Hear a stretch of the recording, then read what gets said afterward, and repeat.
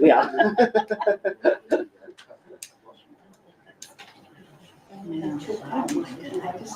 I got it. You got it? Yeah, got it downloaded. Yeah, thank you.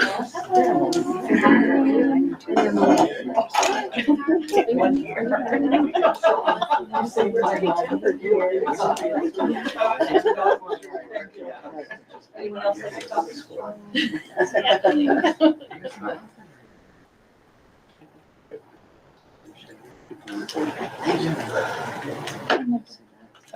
All right, it's 6:01. I will call the meeting to order, the Bear Unified Union School District Special Board Meeting, August 7th, 2024 at 6 p.m. And we'll stand for the pledge.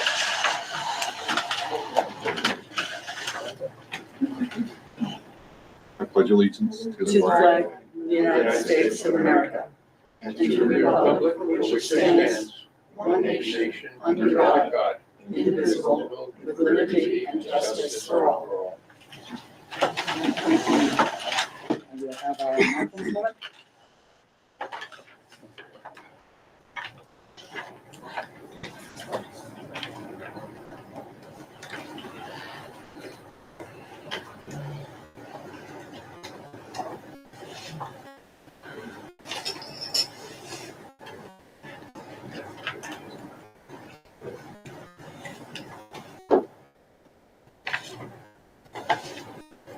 All right, I would look for any additions or deletions and with a motion to approve the agenda.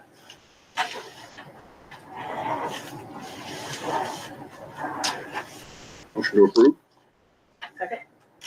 Terry with the motion, Nancy with a second. Any discussion? Nancy? Yes, I'd just like to clarify exactly what the purpose of the executive session is for. It's pretty vague with open meeting law. Sure. Emily? I didn't see any minutes included or posted on our website. Should we have a discussion about that? There's no minutes on here. Yeah. This is a special meeting that will be present in the regularly scheduled meeting next week. Okay. Nancy, this is a board attorney, client attorney privilege. It's concerning open meeting law, and it allows the board to share information with your attorney in order to avoid any future liabilities. It was recommended that we address the issues in this way. We can at some point come out and talk about the open meeting law issue. But this evening, the training and the opportunity to interact with your attorney is recommended in this way. Okay, because I just wanted, what legal advice is needed? I mean, are you talking about the actual violations that have been presented? There was a complaint made to the Attorney General's office, and at this point, I am not aware of a violation, but I am aware that the response from the office is in order to address the concerns that the board would agree to going through some training. Okay, so this issue came up back in 2022, and from the legal counsel, the BUUSD, it basically said that training is not considered a meeting, and it doesn't fall in the open meeting law rules. Yep. And any training, in any training that you do, you're not allowed to discuss any board business or specific circumstances. So I see it both. I see it both ways, that it is a board training, but however, within the content of some issues that the board is dealing with, and premature public knowledge would leave the board at a disadvantage. Okay, so I'm just going by what the legal counsel told us at the last one, All right. is that we can have the training. I'm not saying that we don't have the training, but in this training, we are not to discuss any specific board business. It's just training, simply training. Is it the plan that if we discuss the actual violations, that when we come out, we're going to address the community on what the findings were, okay. So, no, I'm not saying yes. I'm Okay. acknowledging your question. Okay, I would because I was not part of this original process, and your attorney, Sean Toohey, is here this evening, I would like to invite him to the table to answer those questions for you Okay. so that the board is clear about the purpose of tonight. Sean, would you join us? Sure. Thank you. Can I ask you a logistical question? You people, you're talking, and I wonder if, Yeah. Rachel, are you online? I am. Would you be willing to admit people if everyone else is okay with that? I'd be happy to do it. Can you do Can that? you do that? You might need to be an admin. I cannot do it currently. It's me. Sorry, I was trying That's to make okay. it easier for I you. know. Let me admit all. I think did I just do that? Yep. Okay. Sean Tui. Sure, so, hello, everyone. Hi. This is always a challenge for me because I'm here as your attorney, and by virtue of speaking to you in public, you're essentially waiving attorney-client privilege, which is part of the reason why under open meeting law, there is a provision that allows a municipal board like this to go into executive session and speak to your attorney so that you preserve attorney-client privilege. So, as Joanne said, there were complaints made to the Attorney General's office about open meeting law. I was the one who interacted with the Attorney General's office. Part of those interactions resulted in a request that I provide training to the board. And so that's what I'm here to do. And in order to be candid and thorough in my discussion of what open meeting law requires, my advice to you is that is something that is protected by attorney-client privilege. And so therefore it should happen in open meeting. And so I understand that generally speaking, if you guys do a training or there's a training at a school with school staff and all those things, those are potentially open meetings, or there are documents that are public documents because that's the business of the agency. But in my thinking, and I think what the law says is that there's a distinction when your attorney is giving you advice. And my understanding of this training I'm doing tonight is giving you advice. And the only other thing I would add is that, myself and my firm do trainings for school boards all over the state. And we regularly do the trainings in executive session for boards. So I understand there might be different legal opinions, so I'm open to that. But my advice to you as a board tonight is that you go into executive session to have this. And so to answer your question a little more thoroughly, I think, Nancy, is I don't expect that at the end of this training, the board will come out and make some decision. Okay, so I think we've got a couple of things going on here. We've got training. And from your office, Pietro Lynn stated to us that any training, we can go into executive session. I'm not questioning that, but we can't discuss board business. And that was what he said on May 26th of 22 in the board meeting. So I'm just reiterating what was said to me. I understand. I understand the distinction that you're talking about, and that's why I think what I'm trying to say is that while we're going to talk about open meeting law concepts generally in an effort to address the issues that were raised in complaints, I'm not going to be saying we're not going to be talking about those specific complaints, is what I'm telling you. In the training. In the training, we're not going to be addressing. That's what I was trying to get Okay. to, because that's what was expressed to this board on a similar situation back in 22, that we can go into executive session, have the training, but we can't discuss specifics. So Right. then the second thing to this is the potential violations that were presented to the board. They went to the Attorney General and there was a conversation and communication, and it came out that we're having training. So I'm missing the piece about the legal advice.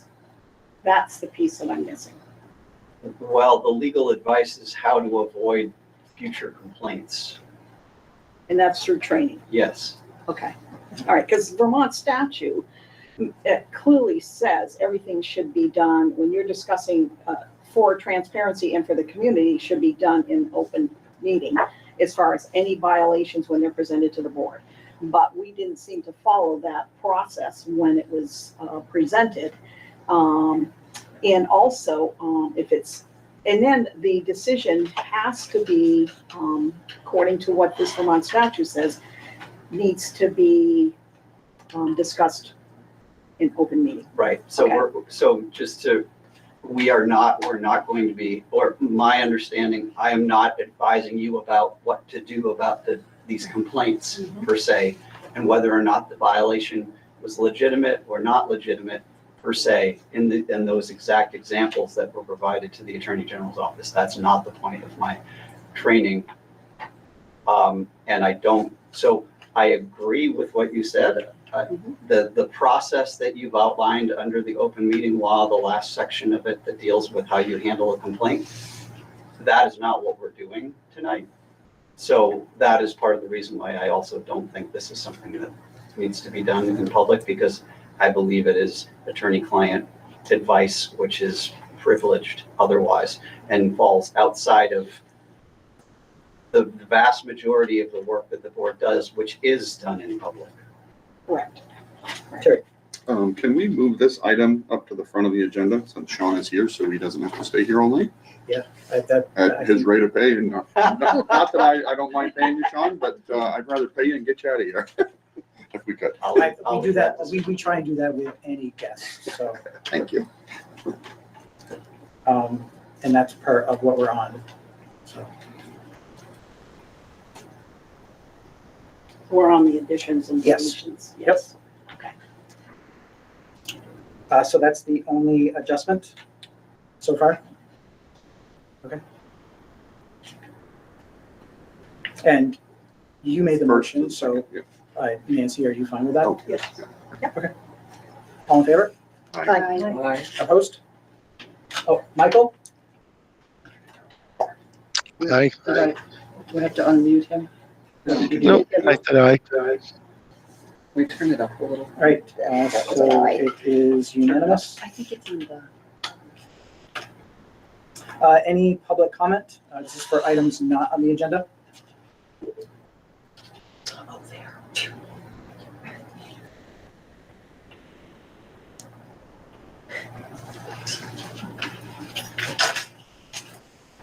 Joellen? Can you hear me? Yes. Okay, great. The National Conservative Republican agenda is to privatize public education as described in Project 2025. That's their plan for the future. And it seems that some people that we have elected to serve on the school board have the same idea. Now, it may not be that those folks that have been elected necessarily understand what Project 2025 is about. I encourage them to read the section on education if they don't. But the effect of defunding our schools is essentially privatizing public education. So I want to caution our voters in the city, as well as our members of the school board, that even though they may not have that as their goal, that's exactly what's going to happen if we keep defunding our schools. Thank you. Anyone else for public comment? Paul? Thank you. As for the 2025 that was just mentioned, that's a 1,000-page document that was written 2 years ago. People are assuming that's part of a platform of one of the parties. My suggestion is it doesn't even belong in the discussion in the school, because that's an outside political arena. That's not going to get resolved here, nor is this district going to be able to really come up with conclusions on it. As far as defunding schools, I don't know where that comes into play when every year we're increasing our budget all the time. It doesn't sound like defunding. And finally, as far as private schools is concerned, to dispel something, we already are paying a substantial amount of money to a number of private schools. If we no longer want those private schools, I would have to ask this board and this body, how do we take care of our special needs students, the ones that really need it the most? I count right now, there are 8 major private schools in which we send kids to for day programs, whether it be New School, Maple Hill, or the contracted circles, and a whole bunch more. Furthermore, we also have other private schools in which we deal with our preschool, whether they be private institutions or be private daycares, or in larger institutions like Montessori and other institutions that we've had around central Vermont. And lastly, there are other programs that we use for our high school population, which are also private schools, to deal with the social and emotional things. So when you go through the count, you've got about 12 or 13 private schools. I don't know how you get that out. So I'm not really sure what the private school issue is even about either. And that's my opinion. Thank you. Danielle? Hi, thank you. Can you hear me okay? Yes. Great. Since tonight is about the school budget, I thought I'd provide some insight from at least my experience from one of the last meetings. So there was an assertion at a previous meeting that we should reject grant funding derived from tax revenues. And So if you're going to speak about the budget, we are going to talk about that on item 7. Things specific to the budget. It's more of a general comment as you guys are working on the budget, just something to consider based on an observation I had from the last meeting. So it's not anything specific about the budget. Would you mind holding off until we reach that point? Yeah, it's something that I would need to provide feedback on at the beginning of the budget discussion. Like I said, it's not specific to any specific thing, so that's fine. Yeah. All right, thank you. Anyone else? Oh, go ahead. I'm Rachel Van Vliet, special educator at Berrytown, Berrytown resident, EA president, but just speaking on behalf of myself tonight. And I just wanted to share gratitude as Paul was listing out those schools, thinking about our students who we're trying to provide services for, but they need something else. I'm just really grateful for some of those alternative schools and therapeutic schools that can meet the needs of our students when we can't. Of course, we want to keep them in as much as possible, and things like the C have helped with that, and the CARES program. But I'm really grateful for those alternative therapeutic schools, and that's different than private education and privatizing education. Those are decisions made by IEP teams through the IEP process, through special education. So just thankful for those supports that we have for those students.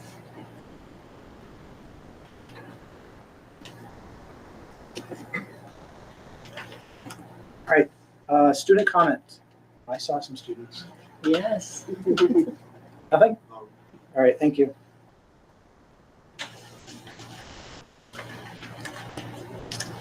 All right, we're on to the consent agenda. 5.1 is the warrant approval for July 25th, 2024 and August 1st, 2024.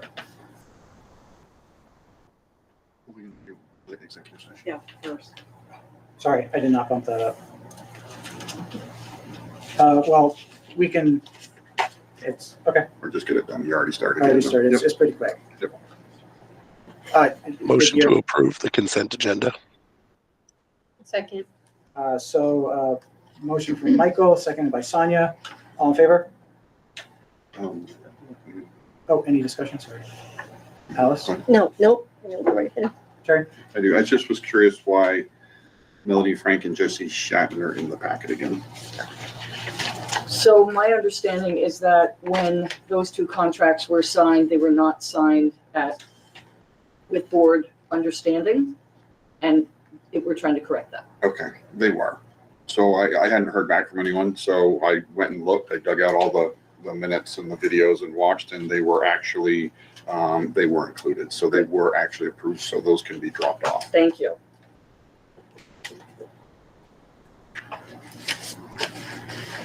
If we want to change it, we don't have to approve them. They're already approved. Okay, so we'll be doing 5.1 and 5.2 altogether. Yes, but just if, I could do a motion or just do a friendly amendment to remove Melody Frank and Jesse Shatton from the list. Okay. If that's okay with them. Sorry? You actually have to do an amendment to the amendment. There's no such thing as a friendly amendment. I can withdraw my amendment or my my motion, which I'll withdraw my motion. Okay. So I'm looking for a motion to Terry Yes. and a second. Second it. I will give it to Alice. So a motion from Terry, seconded by Alice. All in favor? Aye. Opposed? Thank you. All right, executive session. Look for a motion to go into executive session with our legal counsel and superintendent. Do we need findings first? Oh, yes, we need a motion Yes, for we findings. do. So moved. Second. I think this is- Motion by Garrett, seconded by Sonia. Any discussion? All in favor? Aye. Opposed? All right, and now we'll go for a motion to go into executive session with legal counsel and the superintendent. So moved. Second. Motion by Sonia, seconded by Garrett. Any discussion? All in favor? Aye. Opposed?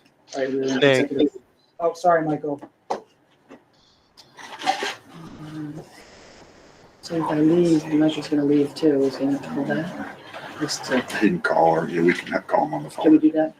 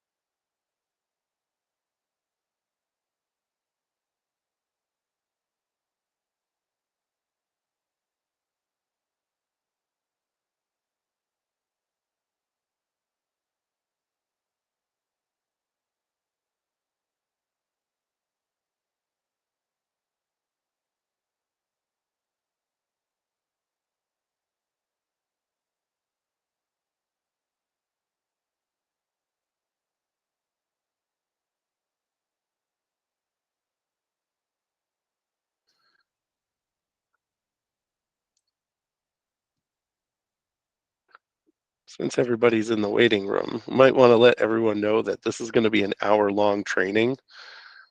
Just wanted to give you guys a heads up. Thank you.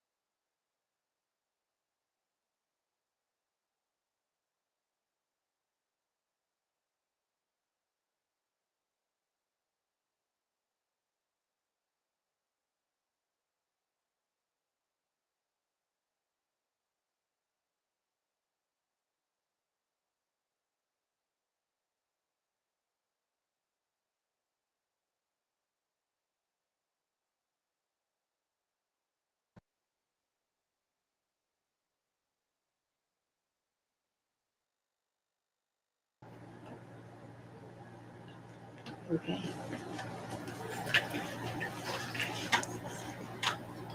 All right, then we come out of executive session. I'll make a motion to come out of executive session. Second that. Motion by Sonia, seconded by Catherine. All in favor? Aye. All right, we're out of executive session. And it is 7:57, 5-minute break.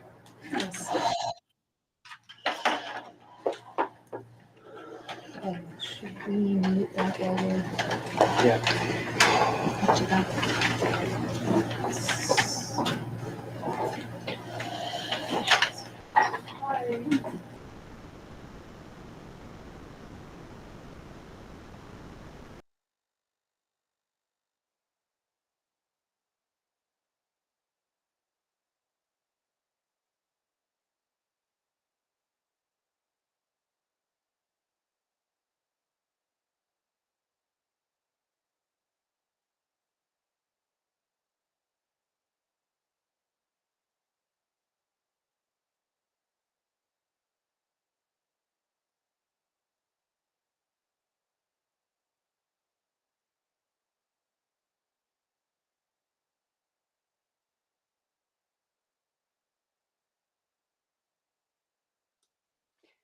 You are muted. We can't hear you.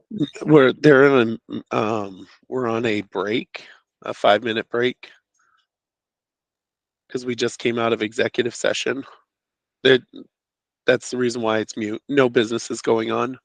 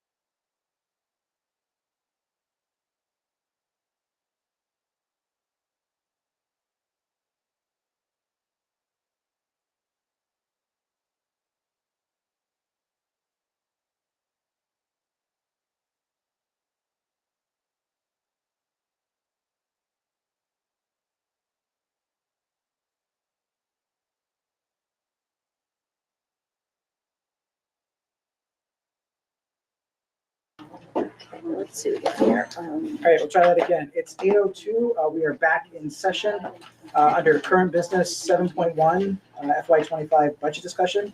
Danielle, go ahead. Thank you.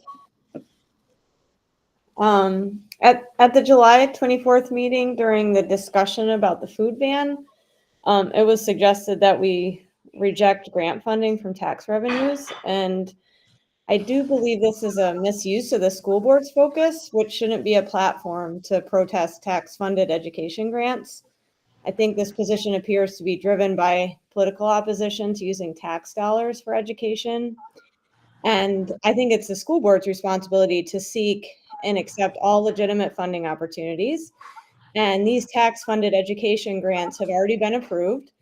And it's not within the board's purview to retroactively question their allocation during budget discussions. And I think if board members oppose these tax-funded grants, their engagement should be during the allocation process, not when discussing the budget.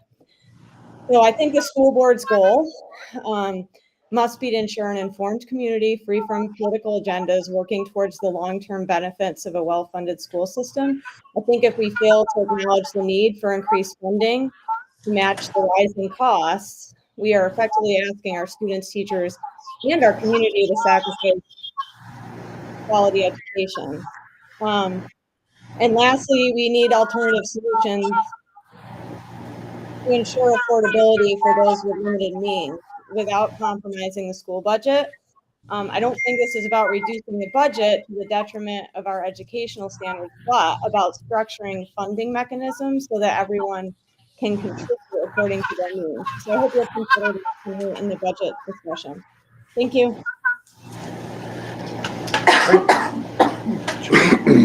Ready? So good evening, everyone.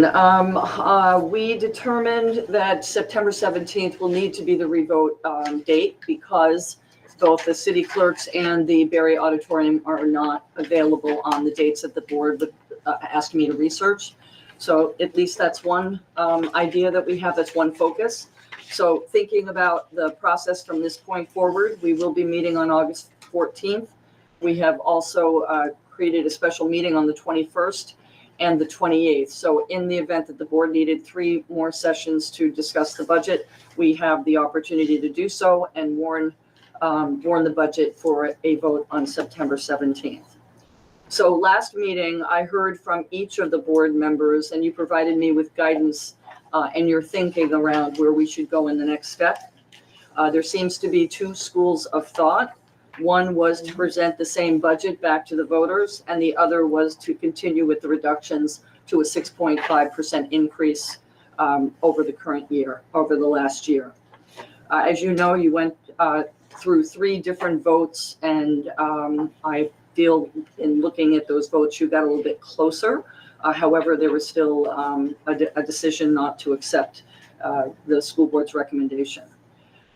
So what we did was I went back to the administrative team. I considered what was created by the finance committee previously concerning if we were going to a 4th vote, what would those reductions need to be? And we weighed both of those, all of those options. So this evening, I'd like to give you some big ideas. Once again, I do not expect a vote tonight. I expect a discussion and questions and requests for further information should you need it. I have Lisa on our call this evening so that she can help me with, because some of these ideas were discussions that you had previously, and she has more information related to it. So once again, we looked at the substitute budgets, and we're continuing to make a recommendation that it can be reduced slightly. We would take an additional $6,000 in supplies. There is a line item at Spalding High School. It's a general education student tuition line item. It serves students who may need additional placements during the year because of perhaps teen pregnancy or other individual needs. And based on our projection for need this year, we believe that we can reduce that by $20,000. I'm going to go down to the 4 to 5 positions because I'll have Lisa describe for you around co-curricular and travel and conference. So as you know, we have a number of positions that we have not hired for. We have not been able to hire. They have been posted positions. And some of them have been vacated because staff have moved around. I am prepared to give you some detail related to that, but others, I would like some general feedback from you because some of the information may change due to some student needs. So one is we're hiring a assistant principal that the board authorized this evening, and that will vacate a position that we call coach and literacy math coordinator for 1 year only. And I'm not saying we're not going to come back at the end of the year in the next year's budget and describe a need. However, right now, we're really looking at positions that don't work directly with kids and trying to determine what is that we need to continue to advance our student assessment results forward. And I think it's fair to say that I'll be looking at all staffing throughout the district. I'll be looking at your district policy around class size. I'll be looking at what people are doing and trying to create much more of a coordinated effort at the district level rather than having each of the buildings have repetition in some roles and responsibilities. But that takes time. People are already in contracted positions. A large number of our staff already have contracts and expect to work for the year. So that is the work ahead. However, as I mentioned, in the case of the coach and the literacy coordinator position, that's the kind of situation that I'm talking about. Really putting a pause, if we can, on any new hires and try to evaluate where we need to go going forward. We also have had some student changes in the area of special education. So I do anticipate being able to reduce staff in that department as well. And there are two other situations that I'm looking at that I'm not prepared to make public at this time, but I will be prepared to talk about it at the next meeting. We also currently have people who ride the bus with our preschoolers to monitor the bus, and we pay for those individuals through our transportation contract. We're looking at different ways to do that and looking at what responsibilities can we assign to the staff that are already working in the preschool so that we're not having separate a separate group of people that are doing that for an hour and a half a day. So I'm going to stop right now, Lisa, and I'm going to ask you to describe, please, the co-curricular line item because it was a discussion you had previously, and the travel conference. Okay. Good evening, everybody. So in terms of co-curricular, that's at Berrytown. And previously, we, during conversations around the vote number 3, we had increased that line by 45,000 based on actuals. When I went in to do some history to try to understand why that line item was over budget, realized there had been some advisors and coaches that had been coded there incorrectly. So when those corrections were made, we realized that we did not need 45,000. So we were able to decrease that by 25,000.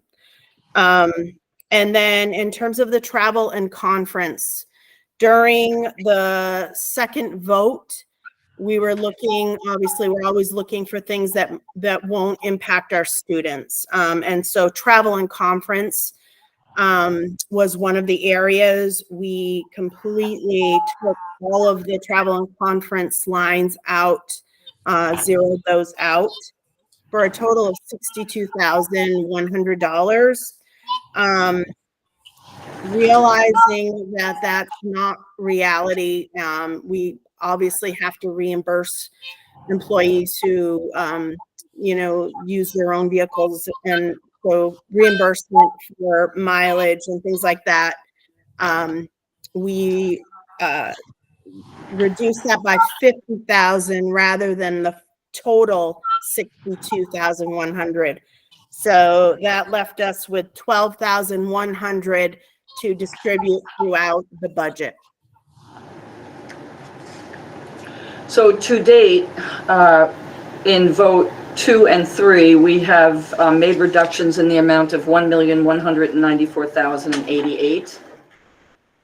Should the board accept the administration's recommendation, that would be an additional $624,107. I believe at this point, any further reductions will have a significant impact on our students. It would require us to look at things that had been mentioned before, such as extracurriculars at the middle school, as well as some other staff that have been recommended to provide support to students, as well as to help the administration with doing legal investigations. So that is where we're at right now. I'm more than happy to answer any questions that the board has or any thoughts that you have around some of these ideas.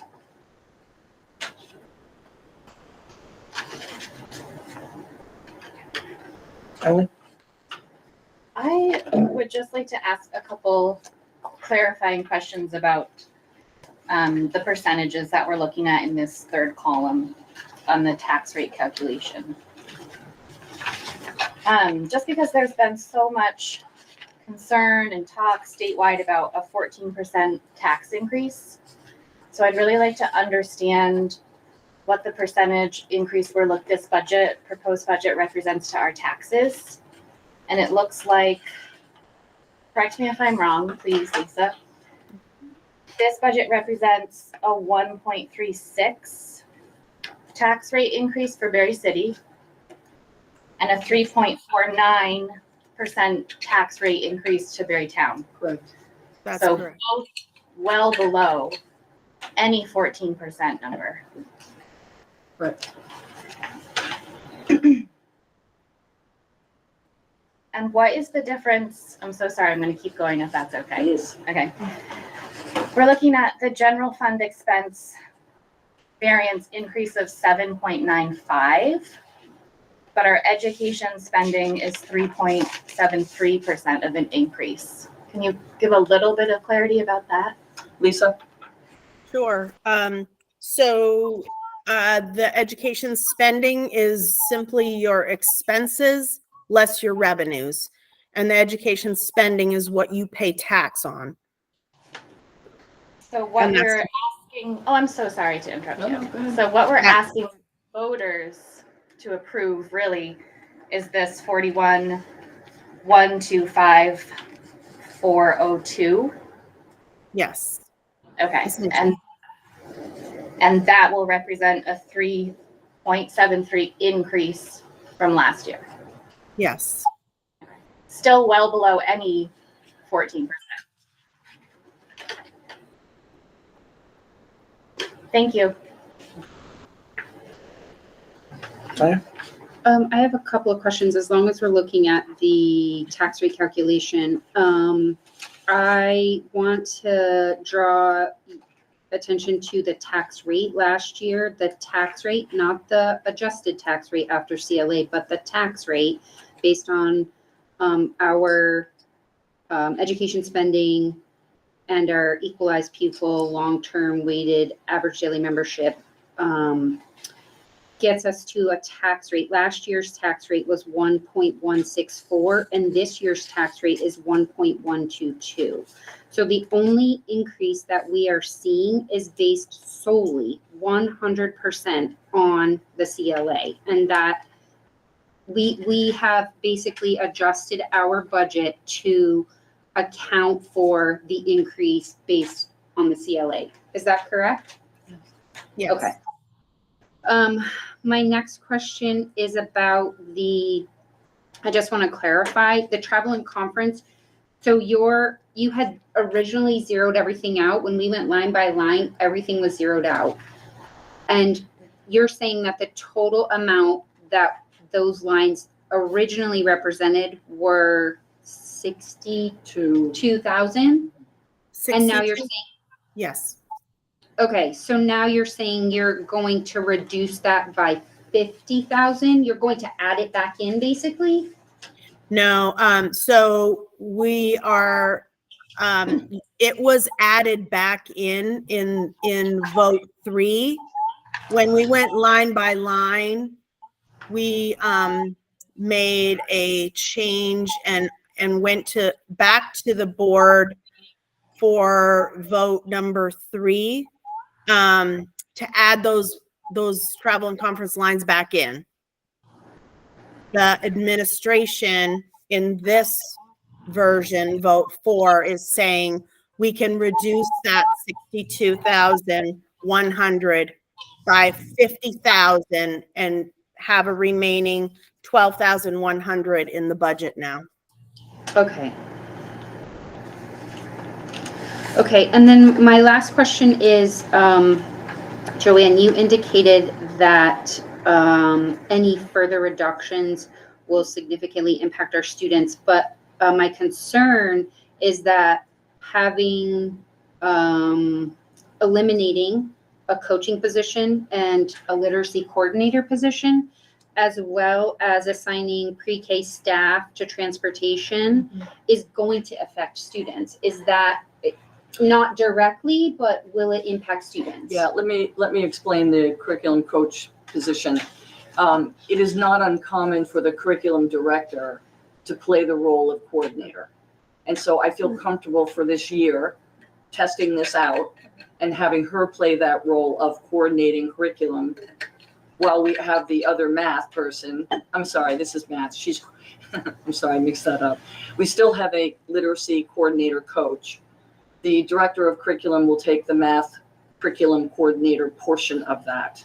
And I feel like that would be a good year solution, because positions like that are going to be difficult to fill at this time of year, to be honest with you. The people that I know that are highly talented are already under contract.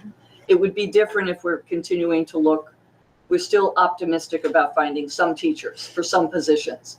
But in this quasi administrator role, it would be very, very difficult. And so I'm saying we're willing to take a risk and to have her play a role around the curriculum piece, evaluate the model going forward. You might see other changes as we go into the other next budget period. But I really do need some time to get to know what people are doing in their places now in order to figure out how we're going to go forward. Okay. And could you also speak to the preschool? Yeah. So that we will still have a bus monitor, but it will be the responsibility of the current staff.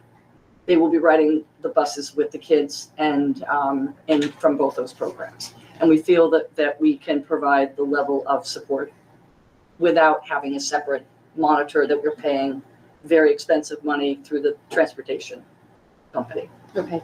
I'd like to follow up. And the only reason I'm following up is because I get remind notices for Berry City, and preschool was canceled on a regular basis, right, because of staffing issues. Right. So I'm concerned that I don't know how we are doing for staffing in pre-K, but I'm concerned that this will put another burden on the pre-K staff. So yeah, that's a concern that I have.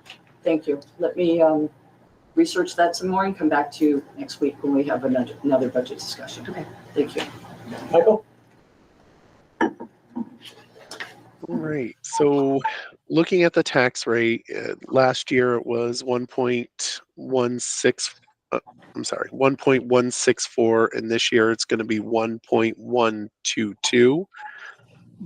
I know that Sonia pointed out the CLA. That's just the last formula, part of the formula. It always gets blamed for the tax rate, but the tax rate minus the CLA is lower than last year, and that's a product of the Act 125, right? Or 127, thank you. Is that correct? And am I correct on that? Yes. Yes, Michael. Oh, thank you. Thank you. Okay.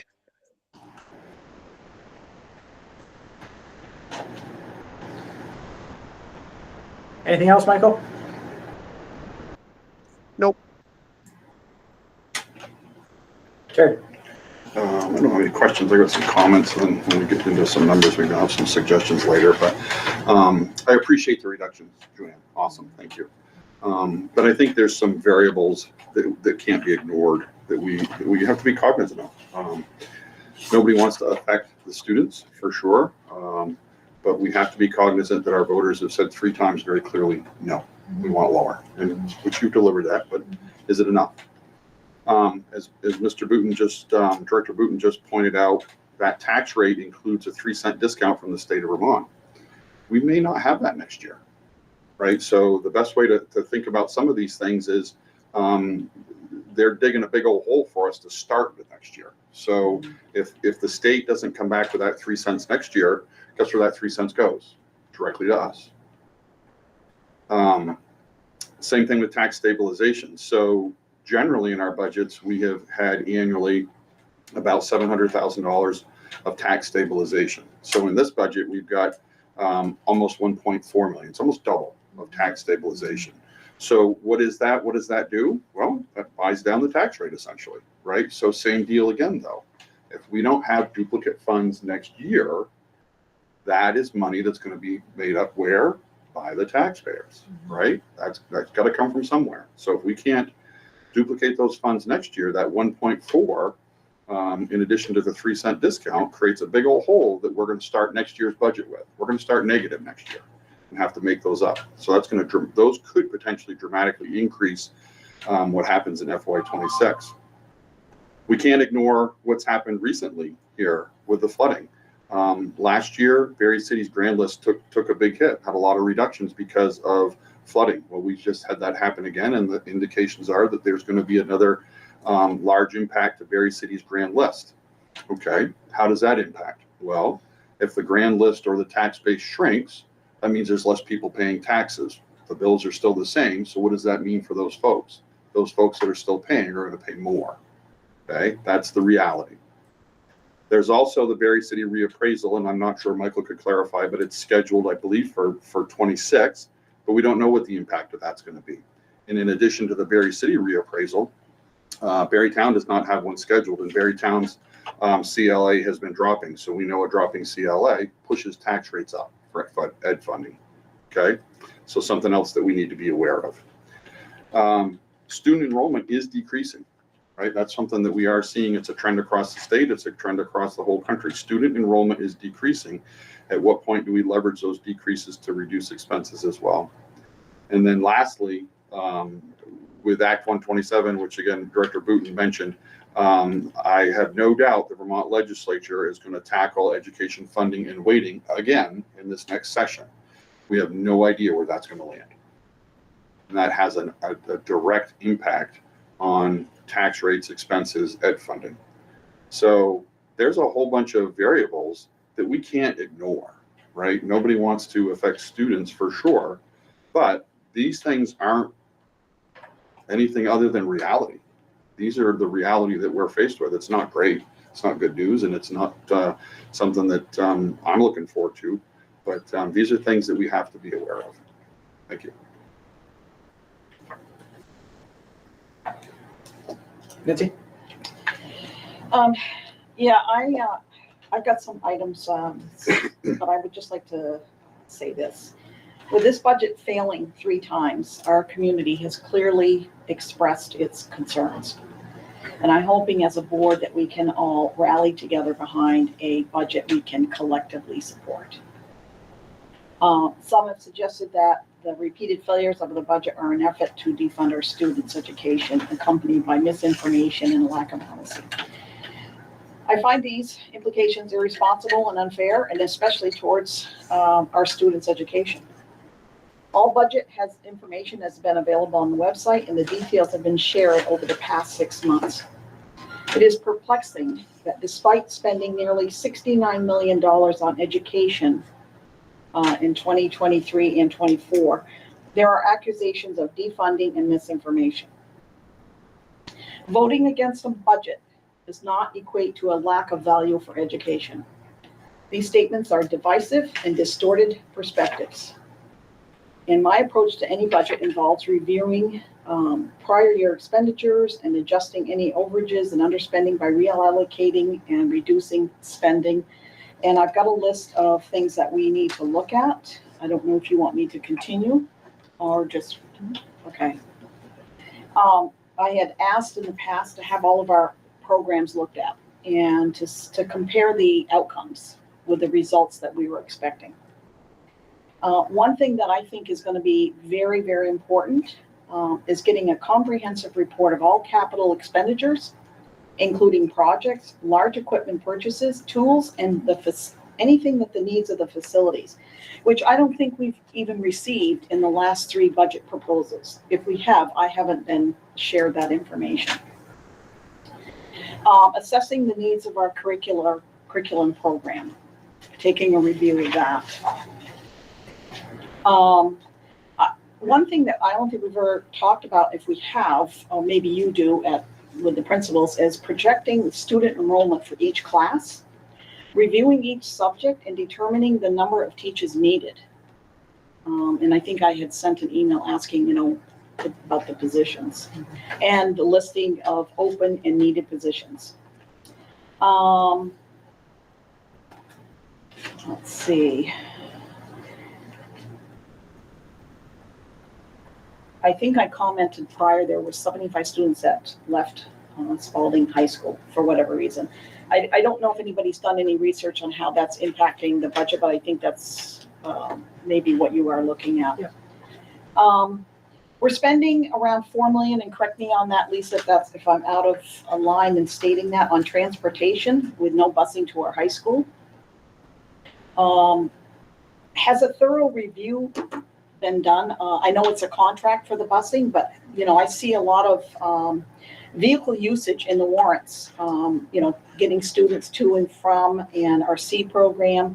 And I know we've got vehicles. I mean, have we done a snapshot of those costs associated when we're paying parents, individual community members, and staff for student transportation?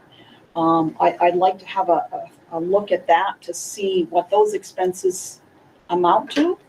Maybe we have come up with something different, a better plan for getting our students to school. And I have yet to see any cuts from facilities. We haven't had anything there. You mentioned bus riders. I was looking at the line by lines, and in fiscal year 23, now these are the bus riders, we paid $281,000 for bus riders. And Lisa, correct me if I'm out of line on that. And because I got this on the line by line budget. In fiscal year 24, we budgeted $150,000. But right today, we spent $267,000. I'm trying to rationale how we under budgeted, but we've spent almost $300,000 on bus riders.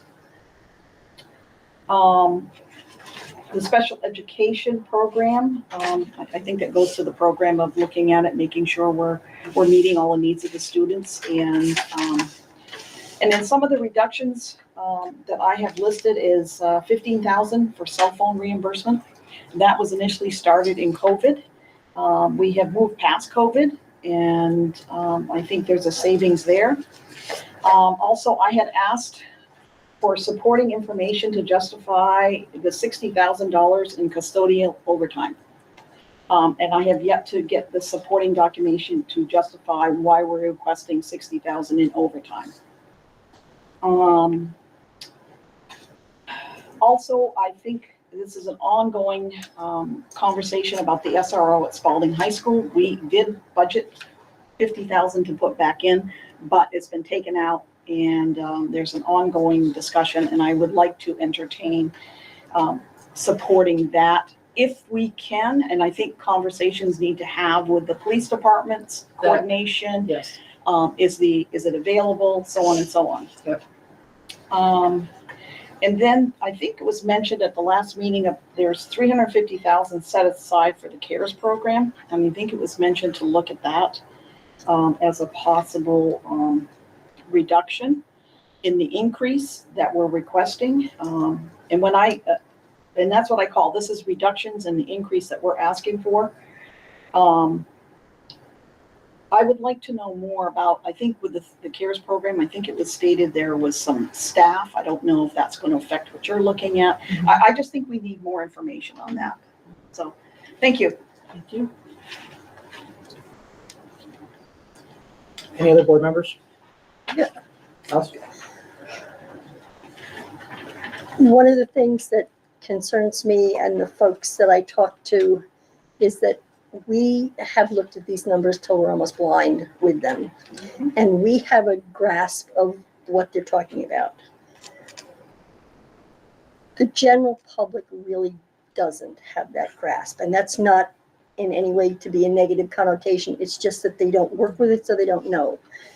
So when folks see general fund expenses and they see a number and they see a percentage, and then they see per pupil spending and they see education spending, is there some way that, and I think this would be the root of a community engagement plan, that to explain why those numbers are different. Why is the general fund expense 7.95, and why are we saying, well, you're voting on the education spending, which is 3.73. I'm from Missouri, show me. Yeah, right. So that kind of thing, to begin with that. And then also along those same lines, that when we talk about facility spending and we talk about staffing and instruction, what has gone before and what is coming down the pike, so that if we were spending X amount of dollars on staffing, do we, and this is again not in any way written in stone, but just an idea of it, that where's the report about staffing? Where's the plan for staffing? Where's the plan for facilities, that we can look at that and say, if we have these folks doing this amount of work, we can anticipate that we will have some good outcomes. We can anticipate that. There are reports that have been done. The 2019 AOE did a staff to student ratio. Yeah. And if you look at that, it shows that we are at 1 to 7. So it's 7 students for every 1 teacher. I find that myself as an educator to be a little bit off, but still, that's what's out there if someone went digging for it. What is the report, Alice? It's a 2019 staff to student ratio. From the AOE? From the AOE. Okay. And so those kind of things, to bring that in and then knit it into a community engagement plan as we approach this next budget vote, so that the public really has a good idea of what it is they're voting on. They hear this amount of spending, that amount of spending, tax rate, CLA, their heads just spin. Yeah. And I think that has kind of been a root cause of individuals not understanding, so therefore not being supportive. So if we can show that, and even if, and I have just been running these things through to say, here's a bucket, and into this bucket goes the non-negotiables, the already existing contracts, whether they be for staff or for transportation or for Xerox machines, whatever they might be, those have to go in there. We can't cut them out. Here's what we need for instruction. Here's what we need to have facilities be safe, clean, operable, warm, the lights stay on, and what is the co-curricular, the transportation. So if we look at those buckets and make it very simple for people to understand, I think we might be making a tremendous amount of headway with that. And I would gladly assist with any kind of documentation or written piece to share that with the community, because that's really important. Good. Thank you.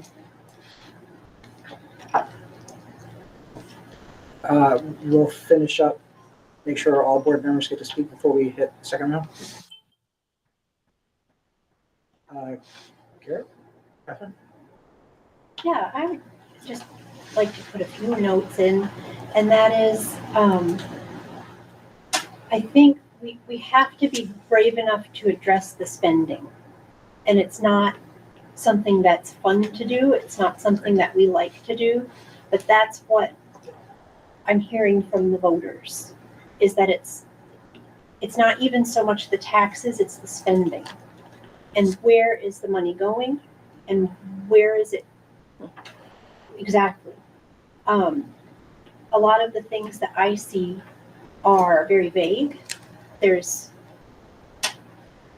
for example, on the list that we had, there was the substitutes. Is that from all schools? Is that from one school? How many positions is it? I mean, there's lots of things that as an elected member that's in charge of oversight as one of my main jobs, it's difficult for me to do my job when I don't get specifics. And then I can't vote because I don't know what I'm voting on. So I think it's not much different for members of the public. When they are looking at things that are put out for public documents, they see the same thing that I do. I think there's questions. What is this? What are we going for? I think that a big elephant in the room is the ESSER positions that we have, that people, it was put out in the public that they were temporary positions, that they were not going to be rolled into the general fund. And here we are with them being rolled into the general fund. It's got to be discussed. It's not comfortable, but it's got to be discussed. That's a huge portion. And how can we get around it? How can we make it work? That's why we're here. We need to talk about it, because pushing it away and trying to put through another budget, like doing the same thing over and over again and expecting a different result, I don't think has been a good method. Okay. Do you want to talk about? You can go ahead. No. No. Well, I thought you said you. I didn't put them. Go ahead first. No, Garrett, go. Okay. All right. Okay. So my only, I do just want to know, it doesn't have to be today, just a little bit more about the conferences, because I hate to see opportunities taken away from staff to, improve their skill, refine their skills, network with other professionals. And so I guess just having some confidence that there will be sufficient opportunities, whether those are provided at in-services or such, to provide that, because I was in a situation where the last few years in my job, that I was not able to attend conferences, and only until recently. So I understand the impact of what that's like to not have that and have those opportunities. And then just as a little bit of perspective, that when we look at these numbers, it does seem like a lot, but if you look at the line by line just for this board, we cost $353,000 in the proposed budget. And, there are just realities of how much things cost. And so I think just to provide that perspective, that if 9 members cost $353,000, imagine what it costs to educate over 2,000 students, and over 600 of which require an IEP. So just that piece of perspective that I wanted to offer as we continue this discussion. Sure. Do we want to talk about reductions now, or do you want to kind of do the community thing first, or No, throw reductions in right this is the board's opportunity. now? So the first one is one of the things that we've asked for is a list of capital requests for the coming year. That we haven't seen. Capital request? Yeah. Okay. So it always seems that there's Yep. big ticket items being purchased that aren't on a list, and there was no visibility of. So if we're gonna budget effectively, we really need to see what is the plan for the next 12 months for capital repairs and assets and all those kinds of things. I think that would certainly be something that we need to take a peek at. All right. I definitely have some things on my list that will not be popular, but that's okay, because I think when to one of the points that Alice made about a lot of these plans and reports and this thing, we're on our 4th budget. We've had almost a year to get that done. Now it's time to get a budget that'll pass, right? So the first one for me is reduce the tax stabilization from 1.4 million back down to 700, which would require another $700,000 in reductions to not impact the tax rate. But the risk of pushing those funds out to the taxpayers for FY26, I think, is significant enough that we need to address that, and we can't we can't push 1.4 million bucks of tax stabilization into this budget. The second one, and Catherine mentioned this already, is ESSER. So the ESSER funded stuff from day one has been, it's temporary. It's not going to be put into the budget. Nope, we assure you it's not. We'll take care of it through attrition. And as Catherine mentioned, here we are with all these positions in there. We have to look at these positions. We just have to. I believe we're in the neighborhood of 40 open positions. I think we need to look at accommodating those positions into the open positions that we have to see if we can offset that ESSER funding. And that's a big number. That ESSER funded positions is $1 million, $1.2 million, I think. It's a big number, right? So, but we're sitting on a lot of open positions that we could utilize to slide those into permanent roles that aren't going to increase expenses. One that we've mentioned a lot, and I want to preface it by saying a lot of folks, especially in the community, say we can't cut para positions because we need them. We have to have them. They provide services to our kids. Open positions don't provide services to anybody. So if those positions aren't filled, they're not providing services to anybody. It's been 3 or 4 years that we have carried double-digit open para positions. We need to reduce that number by half. It's not fair to continue to ask the community to fund positions that we're just not filling. It's one thing if we were in a 6-month slump or a 12-month slump. We're in a 4-year slump on these positions, right? That's a problem. Along the same lines, we are pushing. I don't know what the actual average number is. I think if you said $1 million, it'd probably be in the right neighborhood. We are pushing annually $1 million surplus. We need to take half of that. We need to pull $500,000 out of there wherever we pull it out, but we're pushing $1 million surplus every single year. We need to cut that in half. An item that's probably a little controversial here at Spalding.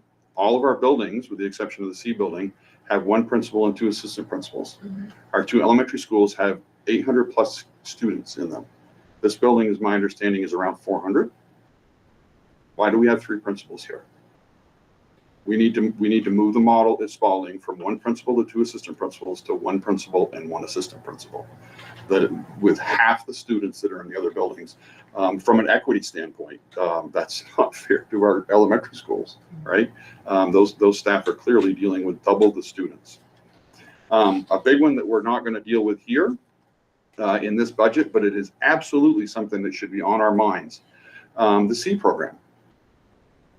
The tech center is going to leave eventually, right? The tech center is going to leave eventually. This building, Julian, you've been here a long time. What was this building designed to house? 1,500, 1,800 students? I know that there was at least 1,200. Okay, so 1,200. We're in the 400 range. We need to move the C program into the Spalding building and get rid of that property.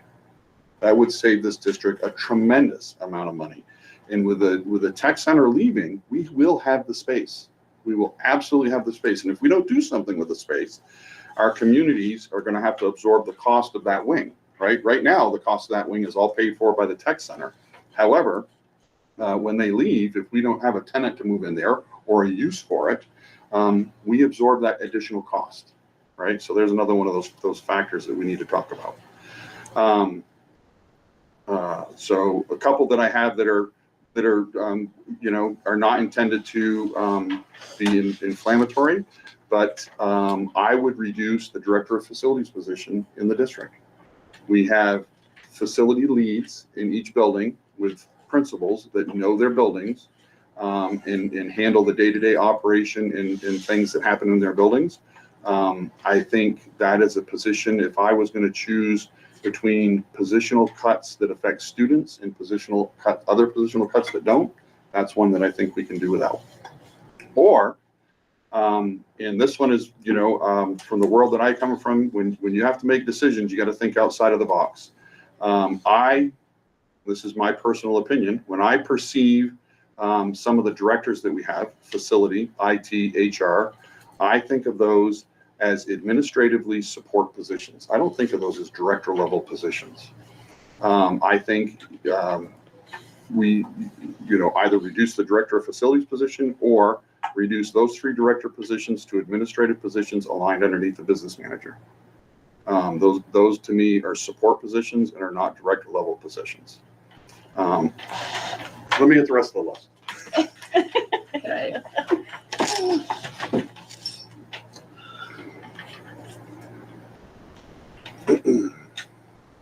So can I just make a Sure. comment here, Terry? I really appreciate it. And I'll give you, and if you want, I'll give you this list. Yeah, I I'll write would, it up I for would you. like something in writing, but Yeah. I do want to mention that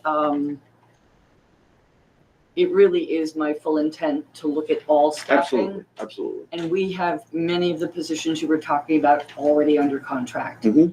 So I think the ideas that you have are similar to a vision, Mhm. but to get there would not be in time for September 17th. Well, sure, but if positions are eliminated, then that negates the contract, right? So if a position is eliminated. Not in the middle, well, we could talk about that another time. Absolutely, right. Not for me to figure out. So Right. absolutely. Thanks. I would add, Nancy LeClaire mentioned adding the SRO back in. I would absolutely do that. I would agree with Garrett that travel and conference shouldn't be down to $12,000. I think we had put 62,000 back in at the last one. I would at least have that, so it's 32,000, not 12,000. I think Garrett is right. I think there's things that are valuable that our folks need to go to, and we can't. Cutting it to 12 is too much. Can I ask a point of information? I'm so sorry to interrupt you. Juliana, can you please explain the process that we're going through right now? Are we asking individual board members for individual things? Are we going to vote on these as a board to Well, ask for this there's nothing to information? vote on right now. I think Joanne is looking for information from the board. So we're all as individuals providing information? It is, you have to act as a board, Emily, you have to act on a motion to accept the budget. But in order for me to make any changes, if changes are made at all, I need to hear the thinking. The last time I listened to board members, I didn't really understand the why. Okay. I just heard the numbers. And I presented another reduction budget that a lot of thought went into. And I appreciate, rather than you thinking it, I want to hear what you're thinking. And that's the purpose of listening to board members. I may not be able to recommend it or accommodate it, but you get to vote on it, and that's how it works. What I hope is that we can all decide that this is a negotiations, that both sides have to come to the middle somehow. I believe that reductions have been made, and maybe we haven't had concessions on the other side yet, but I'm hoping for that. But I need to understand more clearly where the concerns are, and this is the way to do that. Terry, I'm happy to have you send me a file if you want to continue to talk, that's fine. Well, I'd like to go through some of it. I think it's important for folks to hear it. So, so I would put some of the travel and conference back in. Course reimbursement, I would reduce from the current budgeted amount, reduce that 50,000. It's excessively overspent, needs to be managed better. Bus riders, I would keep flat at the 150, although I know that is significantly overspent, but it sounds like you're already working on that one. So that one is perfect. Supplies is underspent about 45,000. So, and there was a I think a pretty good bump there. So I'd like to see supplies drop 50,000 across the board. I believe the Berry City mindfulness coordinator position, I believe that person already exited. I can't answer that. I think so. I will check. I think if I recall from previous discussions that was not going to be replaced. That is correct. Custodian maintenance supplies, I would reduce 80,000. It's underspent $80,000. So there's a big increase there. So we don't need that big of an increase. Propane, again, also underspent 30,000. So if we split that, take some money there. Wood chips underspent almost 50. Again, split it or 40, whatever the right number is. Board legal fees, I don't believe we have any contracts to negotiate, so we should be able to reduce board legal fees $15,000 and contracted services $5,000. And there was a big bump in tech at the central office for purchased security. Gosh, it was only a budget of like 20 and it was already underspent. And we're asking for a $50,000 increase. So unless that's something specifically, that certainly could take a substantial reduction. And then they're going through all of the various versions of the budget narratives that we've had. There's several vehicles. I think those all should be reduced. Assistant coaches, unfortunately, this has been in the budget, out of the budget, in the budget, out of the budget. I think we need to look at that. The CARES program, it's a new program, but that's a big ticket item. There's an increase for playground equipment of 100,000. I think it was 100,000. But we're doing all that work this year, so I'm not sure if that's redundant. And there was a potential reduction there, maybe 100,000. And there was a big bump in custodians, and I don't think we're adding custodian positions. I think we're short a couple, but I don't think we're adding custodian positions.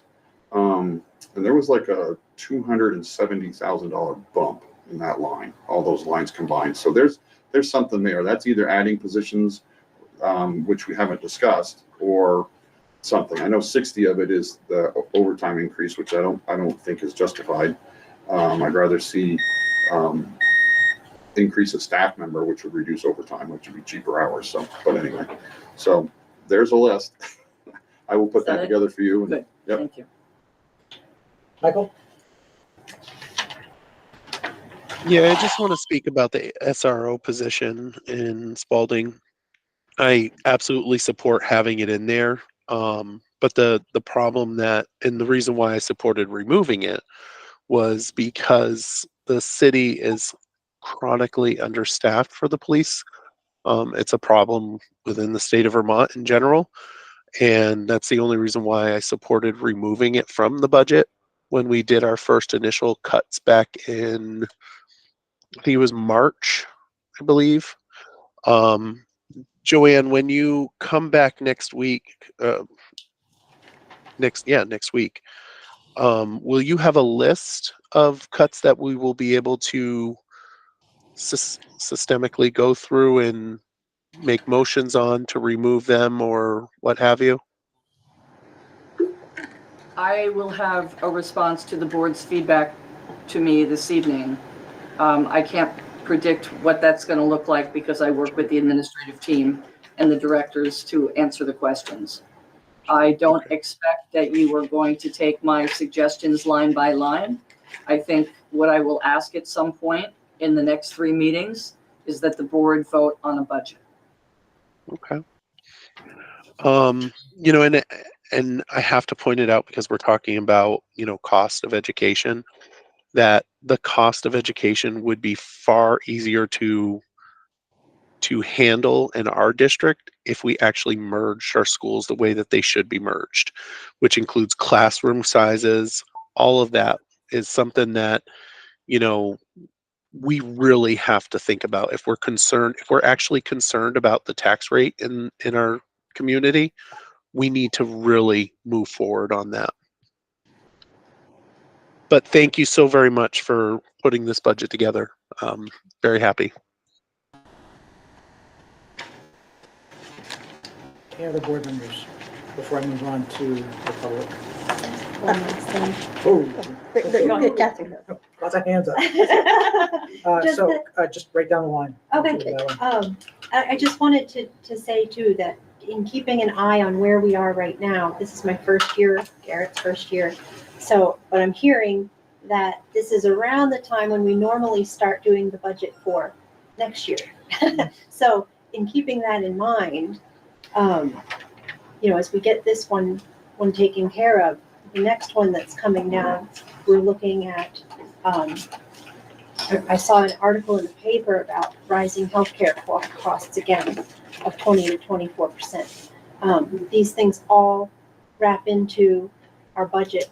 So in being careful with this current year's budget, the one we're working on right now, I'm looking ahead to jumping right into next year's budget and being cognizant of potential increases that are going to be coming right away. So the cleaner that we can keep this one, the tighter we can keep this one, the easier it's going to be to just go right into the next year's budget to plan.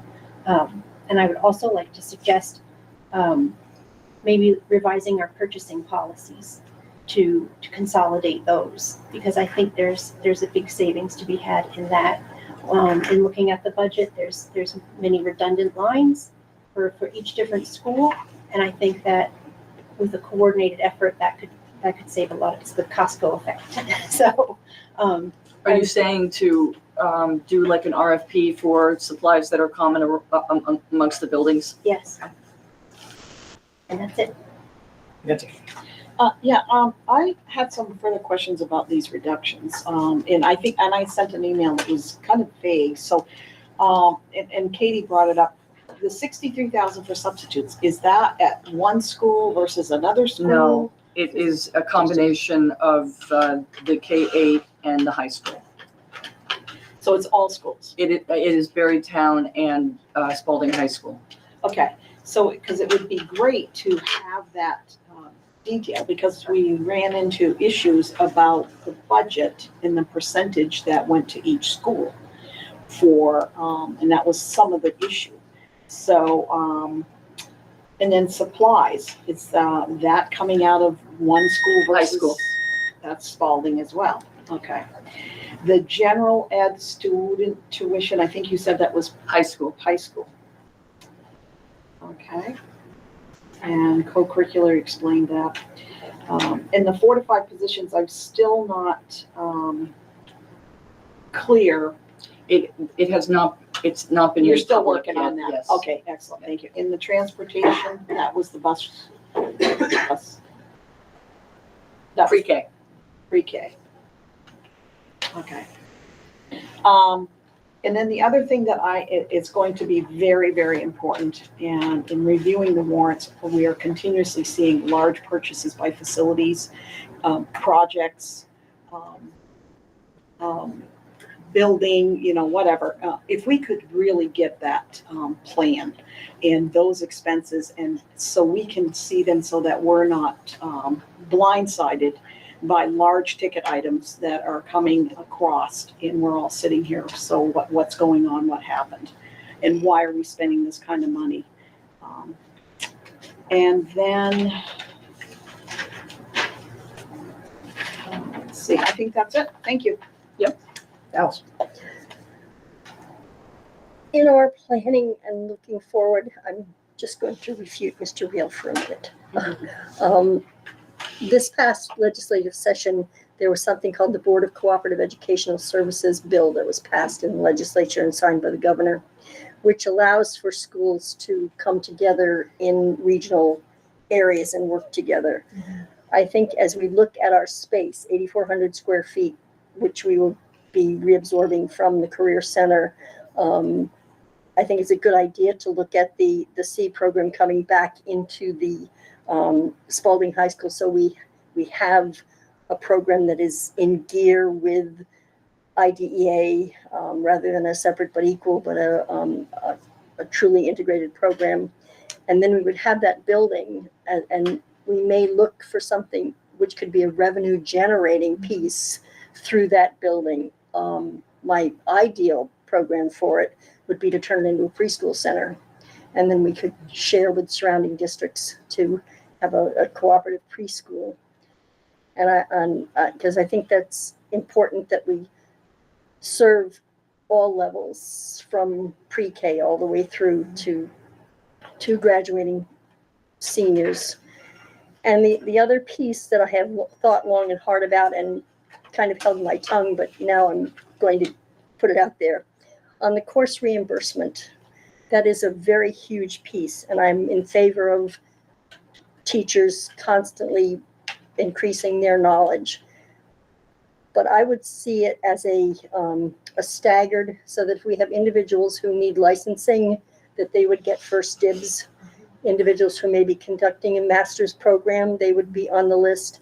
And then anyone else who would be either pursuing a second or third master's or a PhD program, that maybe they could wait, because those are, those kind of terminal degrees are specialty degrees. And even though they enhance what we have in our district, it may not be the right time for us as a district to be providing financial support for that type.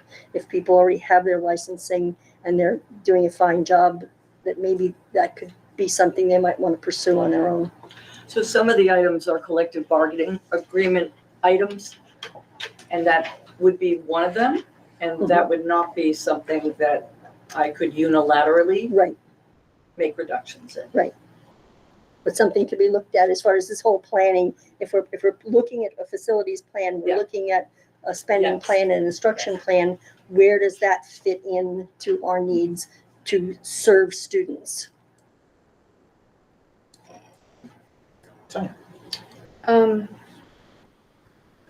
I am concerned that we're at a point where we're not balancing the needs of the taxpayer with the needs of the students. We're just thinking about the needs of the taxpayers, and that's my concern. And I think that we need to remember that it's a balance, not a tip one way, not a tip the other way. And sometimes it's very tricky, but how do we make sure that we're serving our students in the best way possible? And recognizing that sometimes that means we have to increase budgets. We have increased salaries, we have increased healthcare, we have increased costs just like everyone else. And we are being asked to absorb all of those so that we can appease taxpayers.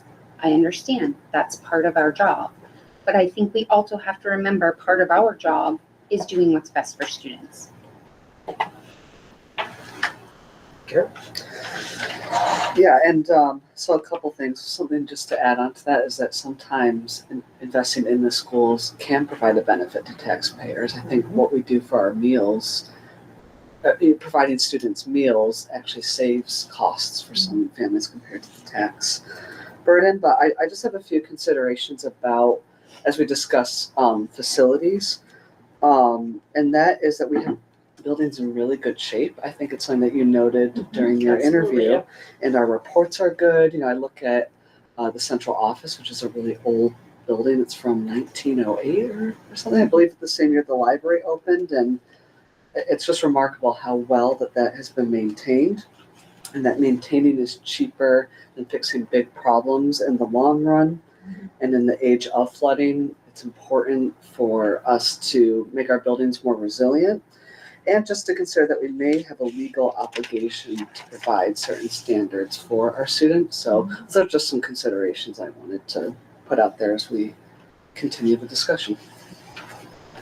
Yeah, I think lots of great points were made and lots of great discussions. I agree with Alice's point about educating our community, using plain language, really making sure that people fully understand what we're talking about, because it's very hard, it's very complex, and a lot of people ask me to explain it and I could just see the glaze over happen when you start talking about taxes. It's just, it's a lot. It's really hard to comprehend.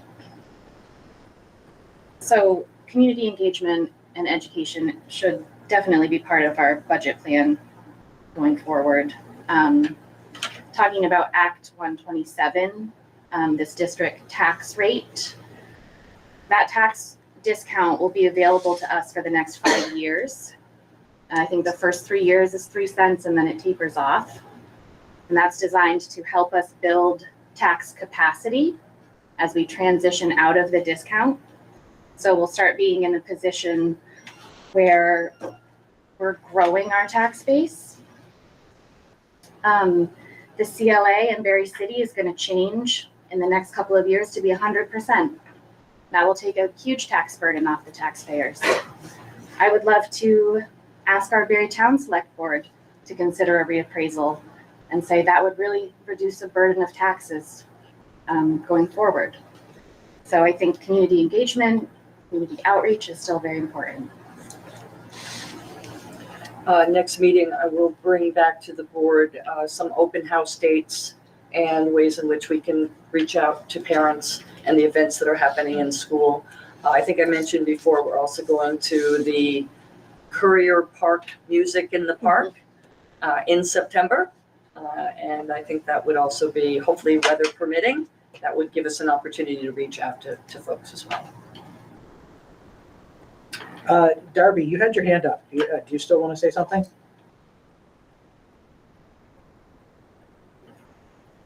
Oh, am I supposed to do something? Nope. All right, I'll come back later. Joella? Okay, can you hear me? Yes. Okay, great. I trust the professionals that we hire to tell us how much money they need to give a good education to our youth. And so I don't really question really what you come up with. And I think that it's really disingenuous. Actually, it's misinformation for representatives, my representative, especially the at-large representative, to talk about voters not wanting to vote for the budget. The city voters twice have voted for that budget. And I get really insulted and annoyed when people keep saying voters won't vote for the budget if we do this or we do that. That first budget that came out, the city voted for. And as far as I'm concerned, that's the budget we should be looking at, because we are underfunding, which to me is defunding. We don't follow the advice of our professionals and fund the schools to those levels. We can find ways, as it was just pointed out by Emily, to have our communities look at ways to raise more funds, not just the school, but the city and the town itself. Thank you. Oh. Well, I'd like to respond to some of the commentary. Alice, I'll take you first. The course reimbursement is definitely contractual. We negotiated that. In fact, I was surprised to learn that even the superintendent can't really prevent any faculty member from taking a course. So unless that changes in the contract, there was no willingness in the last few years of contract negotiations that we've done, which would limit the amount of money. So generally speaking, every person that teaches in this system could all take a course, or maybe two courses, and we could be looking at, $100,000, $200,000, $300,000, and there's not a thing that we can do about it because it is contractual. To talk about misinformation, well, I've heard that. I'd like to have some more specifics from those who are claiming that, because a lot of the information that was out and posted out there, and I among them was one of the ones that did that, that information came directly from the school system, the AOE, and the legislature. So if there is something that was in any of that information, I'd like to know what it is that wasn't accurate. As far as trust the administration and so forth, I will remind this board that on February 15th, 22, we had a superintendent, your predecessor, that went before the select board in Marytown on camera with the then chair and was asked a question about the ESSER positions. Will they go away when the funding went away? I sat on this board, I asked that question multiple times, and I was reassured that it was going to go away. Then later on, it changed and says, well, the needs haven't gone away. Well, ESSER was never set up as a permanent solution. And to throw in that amount of money into a budget is also disingenuous. If the ESSER funds were so important, why did we spend over half of the ESSER monies on construction projects? It should have been really geared towards kids. And I know the AOE granted some other ways of investing, whether it be air systems, sprinkler systems, whatever that is, wasn't classroom instruction. The intent of the original ESSER was to help kids recover from COVID. We've moved out of that, and we're throwing that in here. I watched Harvard Union, another school district we compared to. They reduced their increase, especially when they saw where Act 127 was going, by over $3 million. They have a smaller budget, smaller population, but they cut that, and among those cuts was all their ESSER positions except one. That's a big deal. That's a big ticket item. In fact, I would put it to you this way, that between some of the material stuff and the facilities, which virtually untouched in what's been talked about tonight, and also ESSER, we probably would have had the budget passed the first time out, because that would not have that large a number in there. I understand the salary increases, I understand the other responsibilities of the district, and I also see a real big cloud coming for this community with grand lists changing and floods and everything else. It is a serious situation. And where those monies are going to come from, I don't know, but you bet your bottom dollar it will be through taxes. Unless there is a willingness to come to a middle, and that's an interesting question, because whether you're 0.1% increase or 11.6% increase, it's still an increase on last year's budget, which we got kids through, we had 5%. If you're talking about 11.6%, folks, 5.8% is the middle point. 6.5% is being generous. I don't think that's something that the voters would oppose. I think it still would take a stretch to get over the finish line, but it is still a number that seems to be reasonable. But however, there's a compounding effect. Not only do we have a budget that is not approved for the year we're in, and we have another budget coming up, but we're also shifting these expenses towards the last 2 quarters. That's going to piss a lot of people off. And it's coming. You can't do anything to stop it, because the 17th of September is an important vote. If that budget doesn't pass, then it all falls into that last realm, that last payment. And then on top of that is all the other increases that go with that. And that's the important key here. That compounding effect, if you're adding $4 or $5 million to this budget, and you're looking for another 5 or 7% or whatever that next number will be in a few months on the next budget that you're going to have to start, that compounding effect is going to guarantee you're going to have $3 or $4 million increases every year moving forward. And I don't think that sails well, especially if we get clobbered by the Act 127 and we lose numbers of students, because there's a ratio in here too. We don't have 3,700 students in this district, but we do have 2,200 some odd students. And that ratio, every time we lose a student, we lose part of that ratio with it. That's an effect on the budget. And lastly, we have to look at this budget in reality. The voters are looking at their expenses going up, as is the schools. We are faced with some large increases. We're going to have tax stabilization monies, which is one-time monies. You know, if you take $1.4 million of tax stabilization monies, which is equal to 3 cents, that disappears. We don't replace that right off the bat. It takes a little accumulation to get us there. And then the 3 cents we're getting from the state, that's a 6-cent shift. Point of order. Is he on the board? I mean, he really is talking on and on. Sean? Everyone has had an opportunity to speak. We'll let Paul finish up.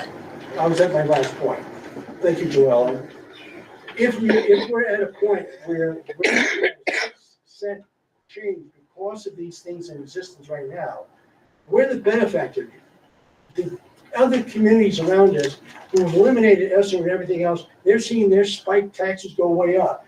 We are maybe a problem child that the state would like to say, we'll give you 3 cents or 2 cents, and that'll be a depreciating number. But we can't recover the tax stabilization monies either. And if we're having $1 million surpluses, then we're spending too much in order to get there. And we also had a long capitalization fund that also is starting to diminish now. I am very concerned about what we're spending on facilities and whether or not, where we started out with $2.67 million in the construction aspect of our facilities, is now being reduced. When that goes away, then what are we going to do to keep everything in a pristine order? Thank you.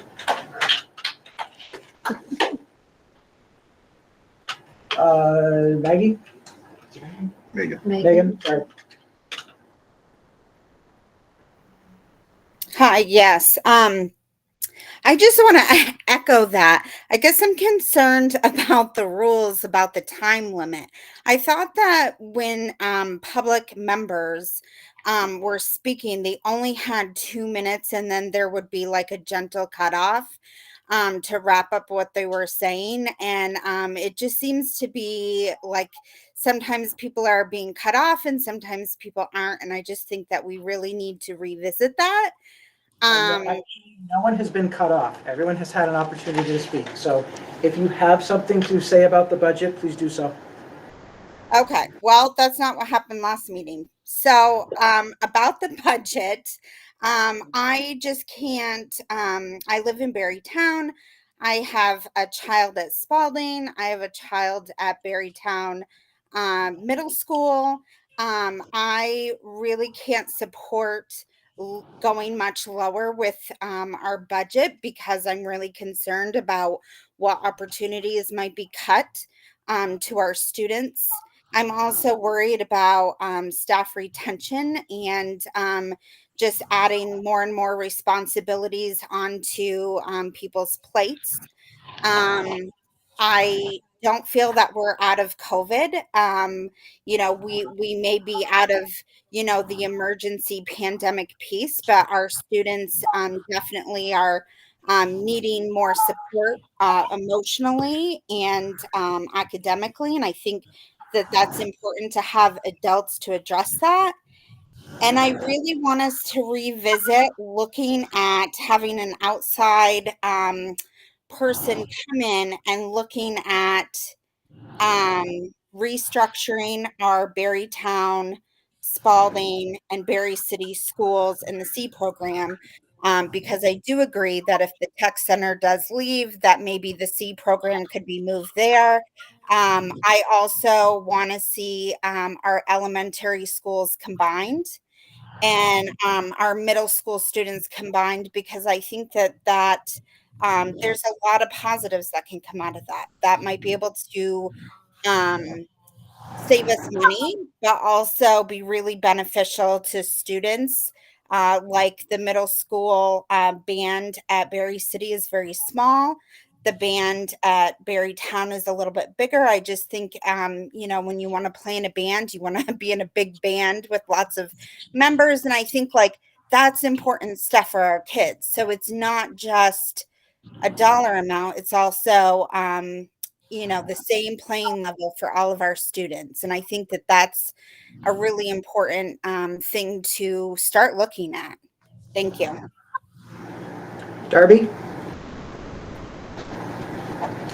Thank you. I guess I just want to speak up to the comment about positions that are not filled and that just cutting those positions because they've not been filled and they've not been filled for a while. This is special educators, special services, paraprofessionals. And I want to remind the board that IEPs are legal documents. And these are legal services that we are legally tied to, and that down the road, that if these services are not provided, you could end up in a much more serious position. South Burlington recently found themselves in a lot of hot water. A much bigger legal bill will be very, very painful than just saying, oh, well, we can't fill it, so cut it from the budget. Just because you can't fill a paraprofessional or special education position. So just cautioning you, I am ELA at Berrytown.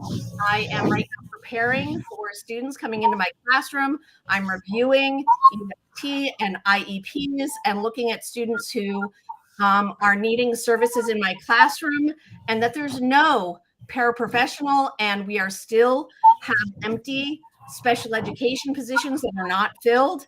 And I'm worried. I'm worried for our students who are not receiving services and how we are going to be out of compliance.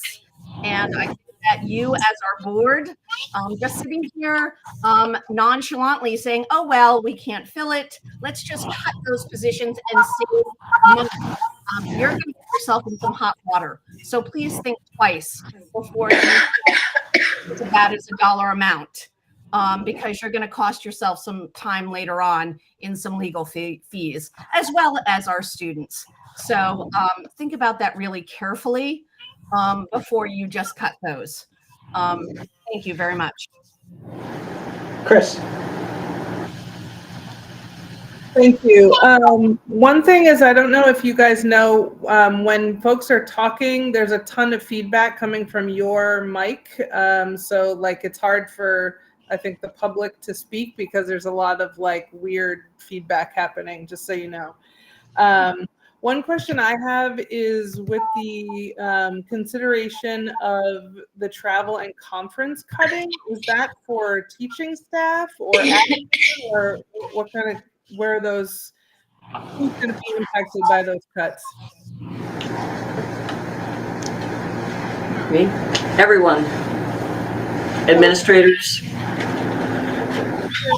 don't usually pay teachers for travel unless they're going to a required conference, so I would say probably mostly, Lisa, please weigh in here. Mostly administrators.